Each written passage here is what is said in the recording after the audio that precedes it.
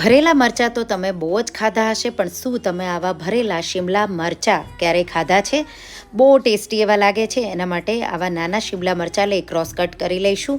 હવે શીંગ, ગાંઠિયા, તલને કચરા વાટી એક પ્લેટમાં લઈ એમાં હિંગ, હળદર, લાલ મરચું, ધાણા જીરું પાવડર, અજમો, સાથે મીઠું અને લીંબુનો રસ, થોડું તેલ, લીલા ધાણા અને આદુ મરચાં ઉમેરી એકદમ સારી રીતે મિક્સ કરી સ્ટફિંગ રેડી કરી લઈશું.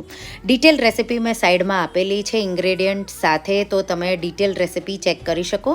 હવે આ રીતે મરચાંને ભરી લઈશું અને થોડા તેલમાં આ રીતે મરચાંને બે સાઈડથી તો એકદમ સારી રીતે સતળાઈ સોફ્ટ થઈ જાય એ રીતે આપણે એને સાતળી લઈશું. જરૂર લાગે તો તેલ વધારે ઉમેરવાનું, તેલ ઓછું રાખવું હોય તો તમારે પાણી છાંટી અને મરચાંને આ રીતે સાતળી લેવાના.